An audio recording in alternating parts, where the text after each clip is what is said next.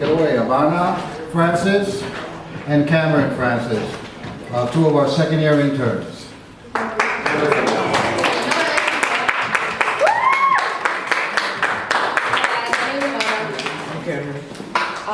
Today we're going to be talking about a few of our artists that we have here. First thing, we just want to shout out to people who are from the Bronx. Yeah! Anyone from Manhattan? Anybody from Brooklyn? Queens? No, Alright, this is the Dr. Beverly J. Robinson Community Folk Culture Program, where we identify, research, and interview different local artists and artisans. What we've done so far this summer is we visited the African Burial Ground. We did a community walk, and we also interviewed a lot of artists, and some of them you're going to meet today. So we hope you guys enjoy it. Right now we're going to participate in an activity called Stand Up If. Stand Up If is a game where we say a phrase, and if it pertains to you, then you stand up. Okay, so stand up if you're from the Caribbean. Wow. All right. So can we hear from where in the Caribbean? Or the Caribbean? Jamaica. Hey. where else? Jamaica, All Jamaica? Puerto Rico, Dominican Republic, St. Kitts family. Virgin Islands, also Virgin Islands. All right. Which one? I think it's Oh, really? See, all this time also. Okay. Stand up if you know what a dashiki is.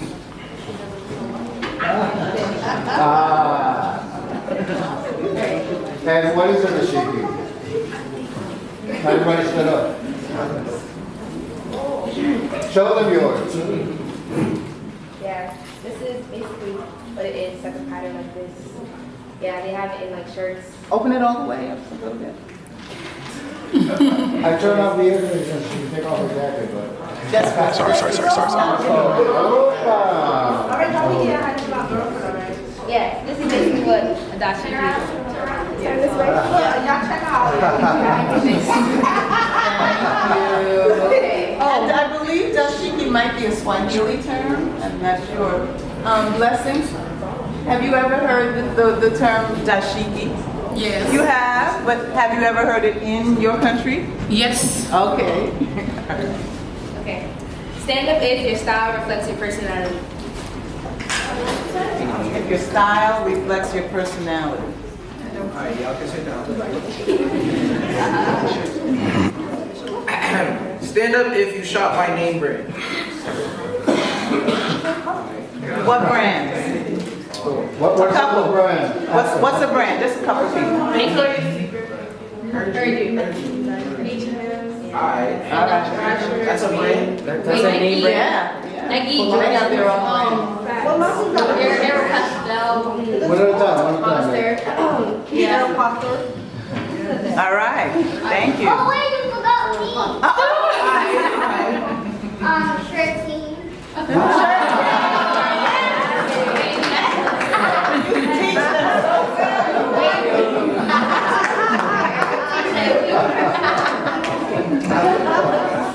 Stand up if you celebrate a cultural holiday.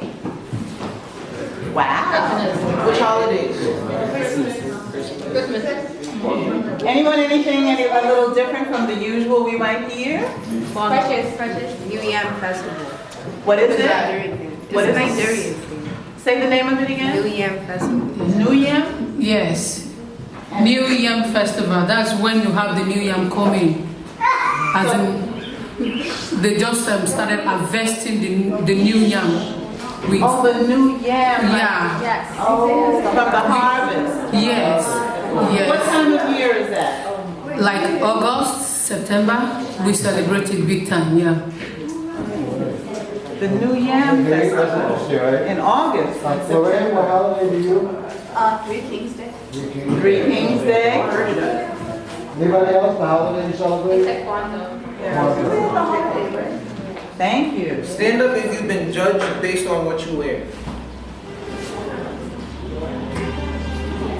Positive? one positive and one maybe not so positive incident? Alright, so when I was younger, I used to just like, I guess my sister used to say that just grandma, because I just used to like long things, and so they used to judge me by that. How do you know they were judging you? Because they used to tell me and laugh at me, like, why are you wearing that? Okay, thank you, thank you. Anybody have a negative experience being judged by the way you dress? Malaysia. Especially when I was younger, I used to wear a lot of gothic stuff, and I used to wear to cover myself, and a lot of people would judge me, especially my uncle. He'd be like, "Why are you wearing that? Take that off." Malaysia, you want to? Oh, one time when the bus was older, she didn't say it directly to me. She was on the phone, and then I got up to go to the seat, like, cause it was an empty seat at the top. And then she was like, "Oh, these little girls always walk around in these skimpy clothes all the time." And she kept looking back at me like I just started I was wearing like army cargo pants, and I was wearing like a sweatshirt, a pullover maybe. And I was walking through the beauty supply place, and the African owner kept following me around and stuff to see if I stole something.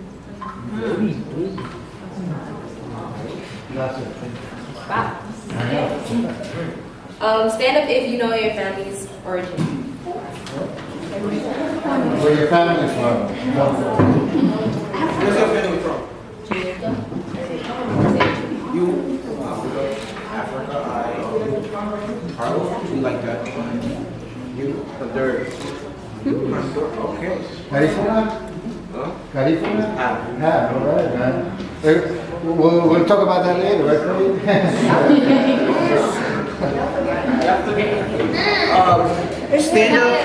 Stand up if you visited her. Oh, my bad. All right. Los Angeles. Los Angeles. Stand up if you look to a celebrity for their style. For your style? Yeah, for their style. Oh, yeah.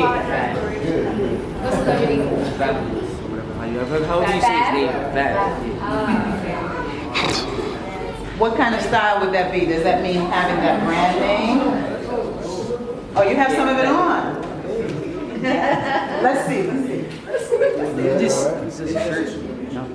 And when you say that you look at styles related to Fabulous, like how would we know? What style would that be? It's like he's always matching. Always matching colors? Yeah, he matches the colors. Like the kids. Like he would wear like a black and orange shirt and have matching pair of orange sneakers with like some chains. Like. So the colors are coordinated. All of the colors coordinate down to the shoes and to the sneakers. Okay. Artist is Edwin Sakasa, aka Faith. He was born in Brooklyn, New York, and he lived there until the age of 8, where he moved to Magenta Avenue in the Bronx. Sakasa's childhood friend was into art, and he encouraged him and gave him his first airbrush, which started his career. Fade has designed shirts for well-known celebrities, including LL Cool J, Playboy Cardi, Wiz Khalifa, and Flavor Flav, and many more. He now resides in Los Angeles, where he has his own store.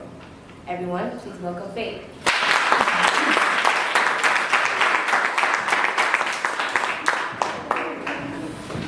Yeah, I'm Honduran born, heritage, families from Honduras and Guatemala. They came here to New York. I don't know exactly when, but we moved to Brooklyn first. We got to Brooklyn, we experienced a certain type of culture, and we lived there for a while, and then we moved up to the Bronx. And when we got here to the Bronx, it was a total different vibe, and a lot of people were like, why are you leaving Brooklyn? Why are you going up to the Bronx? But there was something going on, and there was something going on that I believe that I had to be a part of, and it was like the beginnings of a culture called hip hop. I'm privileged to be here today in this, right here, speaking in this area, because I know, that vibe started here. It started in this part of the Bronx, and then it spread throughout the world.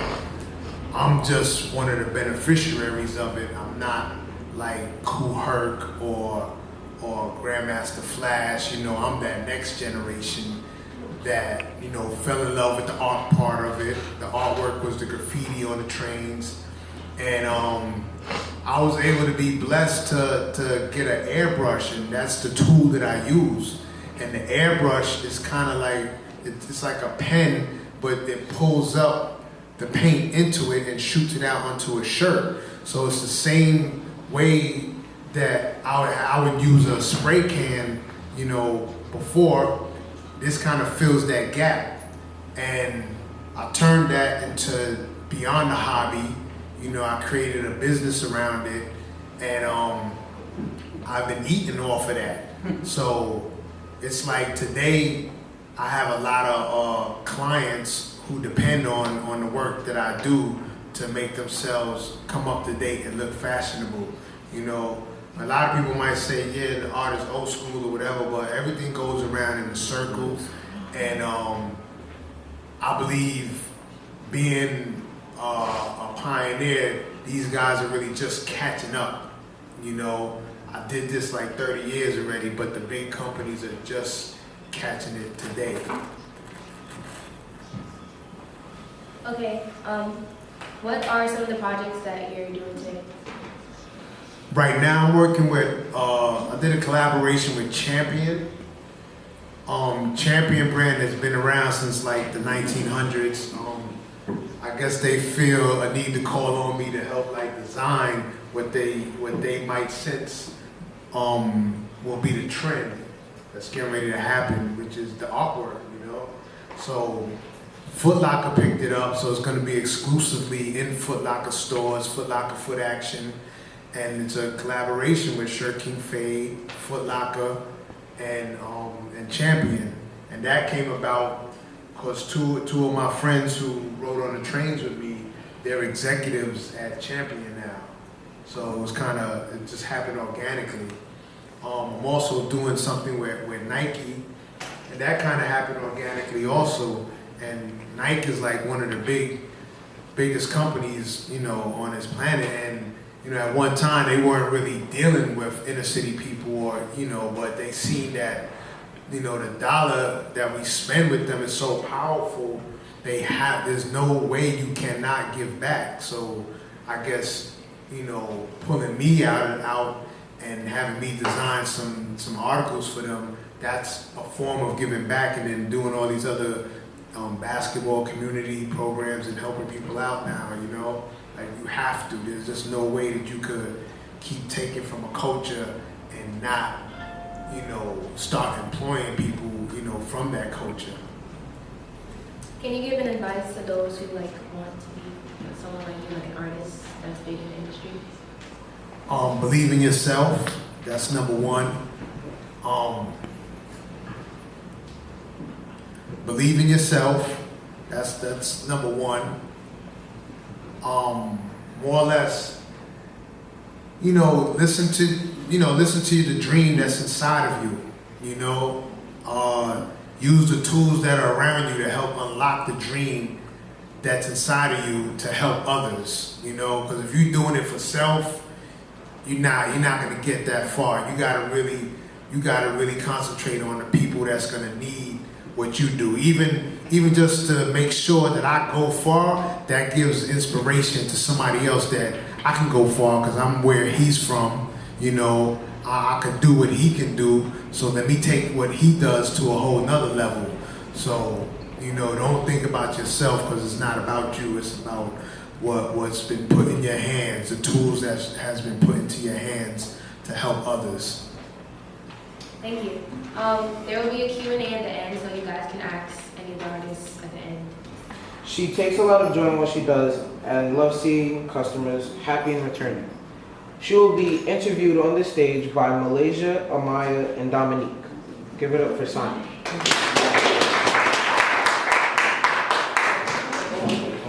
Yeah. Hello, everyone. Hello. My name, like I rightly said, is Sami Blessing. But before I move on, I would like to say that please don't mind my accent, because I'm from Nigeria. So we know we have an accent too. New York. Yeah. You know, that has always been one factor that, you know, pulls back.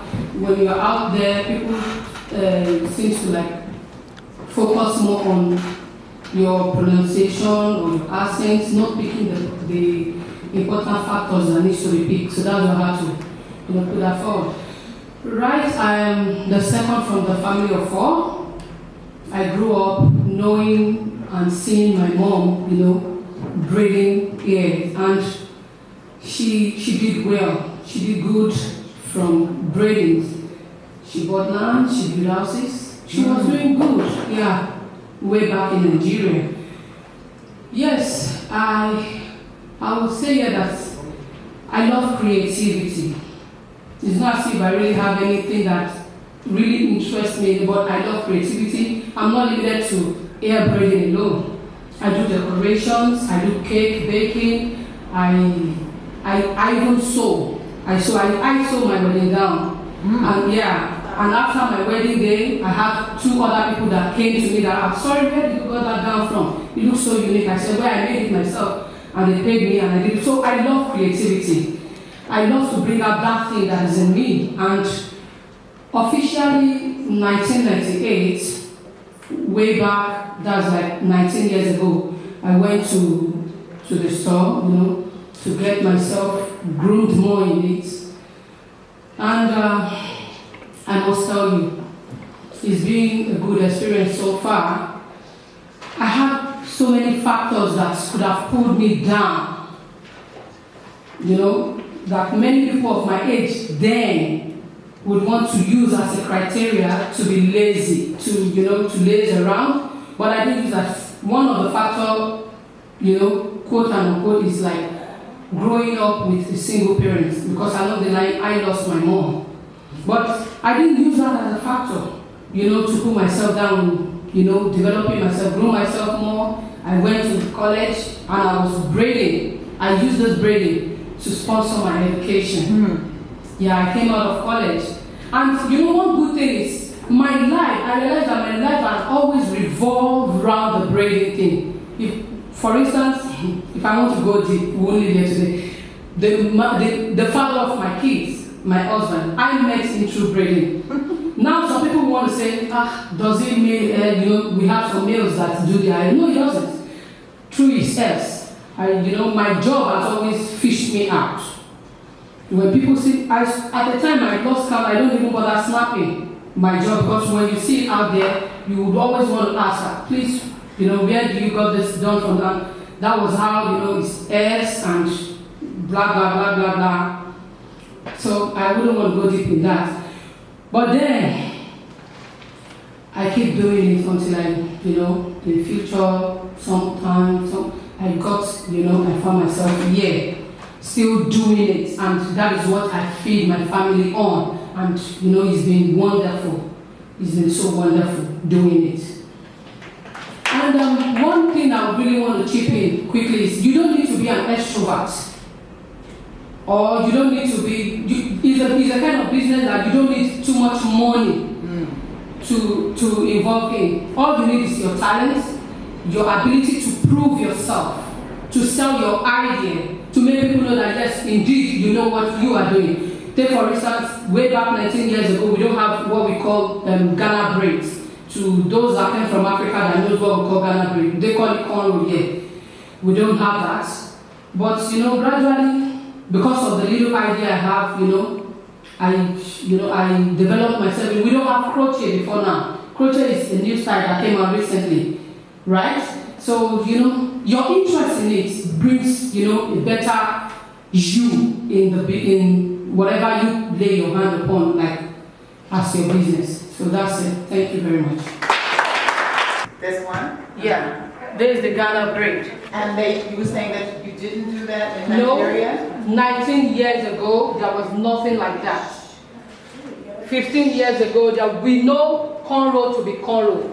But here they call it maybe feeding braid or something that you have to, keep collecting and feeding. There was nothing like that. But in your field, there is tendency that, as the year rolls by, there will be new invention.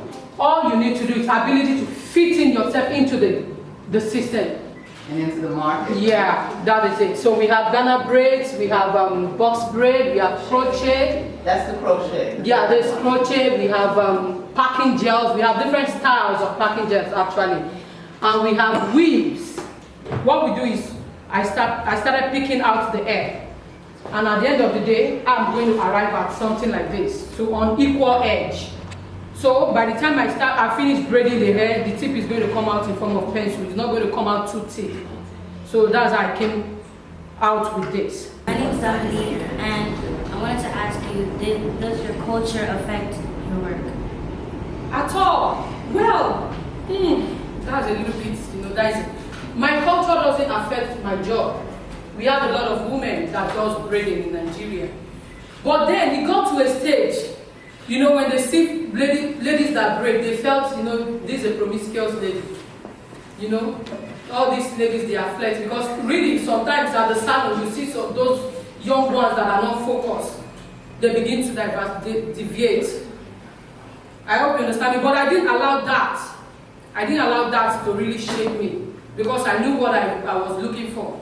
So culturally, no, it does not affect. Thank you.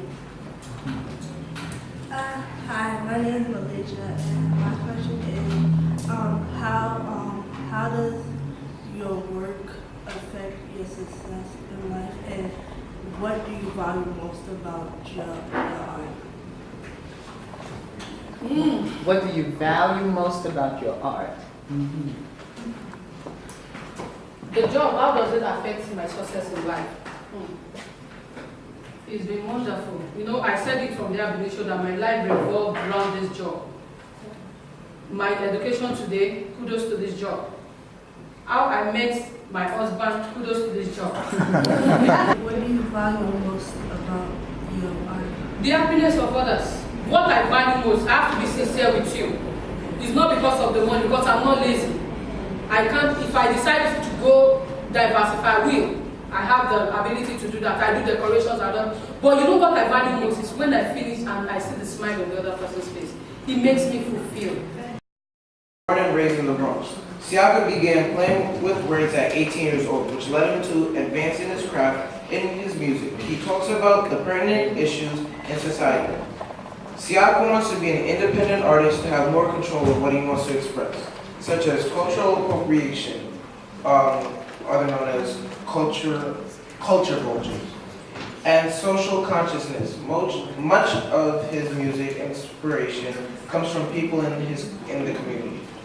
Give it up for Siaka Bama.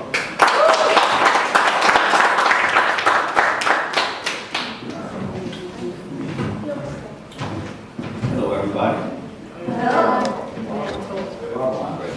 Hey. I grew up in the Bronx, New York. Off of Gun Hill Road by the 5 train. He's going to end up taking that off to stand anywhere.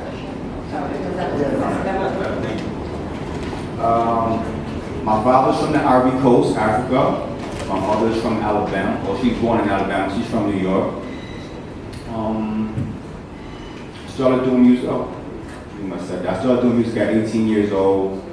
I used to play sports before that. I tore 2 ligaments in my knee, and that really pushed me away from sports and made me use my mind a little bit more, which was, better for me in the long run.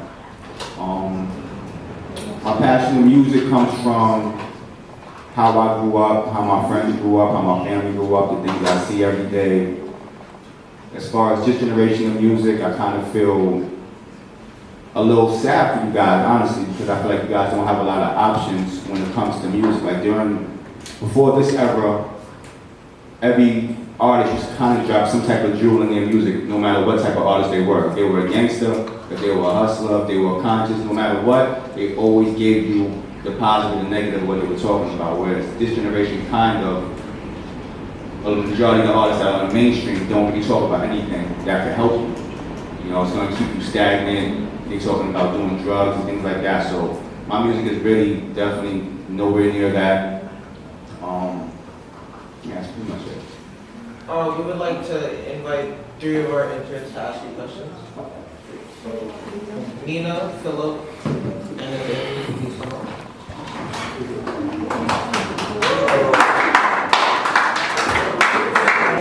or disagree with you turning your passion into a career?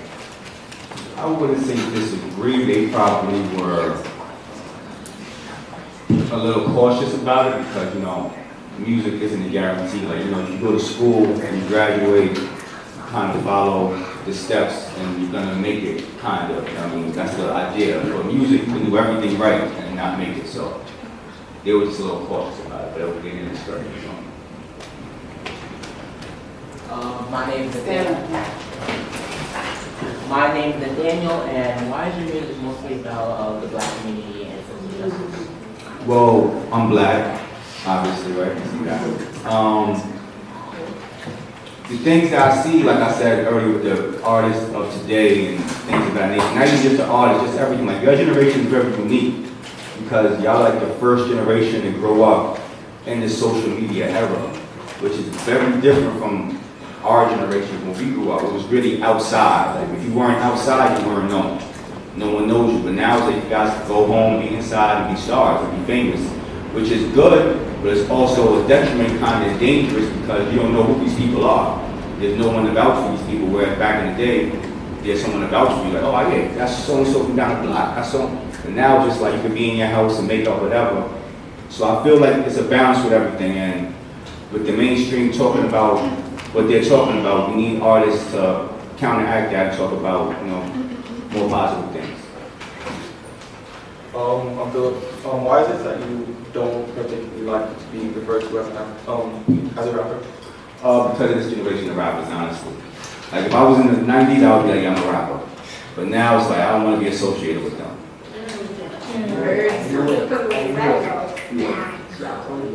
So how do you refer to yourself? I'll just say an artist. Do you say spoken word or? I mean, I say artist. That's what I said. But, you know, you can say spoken word. That's why I use words, but I would just say artist. The song right here is called OTB. That stands for Out the Box, Off the Block. I wrote this with considering my friends who I see going down the wrong path, and sometimes myself going down the wrong path. So that was on my mind when I was writing this song. Since y'all stressed out, no one been blessed out, but laid on the rent, and the real money spent. Feeling like my prime came, went, now I'm bent. Think outside the box. See, I know the game don't stop. Worry about the rock, the streets and the cops. But you gotta think outside the block. You gotta think outside the block. See, I know the game don't stop. Worry about the rock, the streets and the cops. But you gotta, I'm thinking out loud, blowing it loud, alone in the crowd. I'm black and I'm proud. Don't seem like my kind is allowed. My name is Precious. Do you have like a SoundCloud? I have a Facebook page and I have a website that I can share with you after.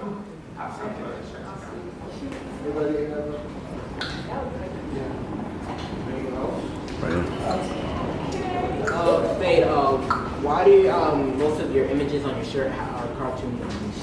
Well, what I intend to do is bring like good memories, you know, back to people. So when I started painting just graffiti on the shirts, painting names, a lot of people started asking me, well, can you do characters? So, you know, I asked them, like, make a list of what you like. And they were like, well, I want a Bugs Bunny on there, but I want him wearing what I'm wearing right now. So I kind of basically, like Dapper Dan says, blackenize the characters, you know. I made them more, you know, appealing to the people who are around me and what I saw myself and my peers wearing every day. And just based around a more familiar character, you know. I've developed characters of my own now, but I had to go with what was familiar at first. Fade, the things you collab with, like with Nike and Champion, are they in store now or is it still in process? That's the future. Yeah, I'm trying to do like the past, which is growing up, you know, here, the present of me learning how to airbrush and using that tool, and then the future is the look, you know, the people that are coming at me now, like Levi's and different people, like, we want this art now, you know, and that's due to me not ever really selling out. You know, I stayed true to who I was, stayed true to my art. Like if another art form came out, I didn't conform to that. Say, I'm gonna jump on the bandwagon. I'm kind of stuck with what I do.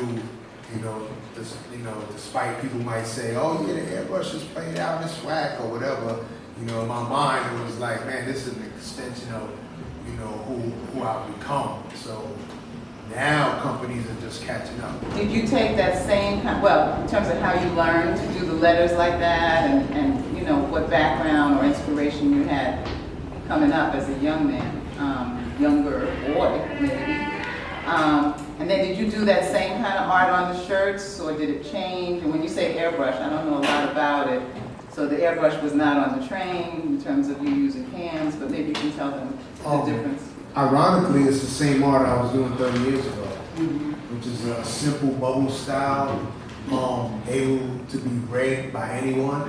You know, that formula came up when, you know, I'm also from Gun Hill Road area, and you know, one day I was getting off the train and the guy said, man, it looked like I saw your name on the train, but I couldn't read it.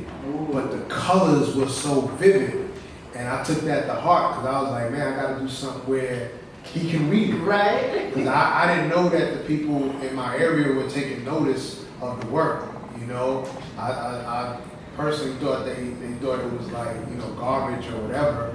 But when we started doing characters on the train and creating art pieces, I mean, those are like canvases for us that went from Bronx to Manhattan to Brooklyn and back. So I maintain the same formula. I never changed the formula, you know. Throw-ups. Throw-ups are like when you just go into a yard and you just quickly like throw your name up, but it's legible. If you see like a big P, you know that was a P. You know, it wasn't wild style. We got wild style and we got bubble letters. So I said I'm gonna stick with the bubble letters because as you see, this is what Nike wants from me now. Straight bubble letters, which is it's easier for me. You know, it's not complicated, and this is what I do. So this is a piece that, you know, I can do in 15 minutes and get like 15,000 for it now. You know, this is like, okay, this is what you want, cool. This right here kind of shows the process. Like I would sketch it out with a pencil first, and then more or less ink it in. And I just kind of try to figure out as I'm drawing the character what I'm going to put on there. And that day I had on these Jordans, so I do the Jordans on there. And then that drawing turned into this.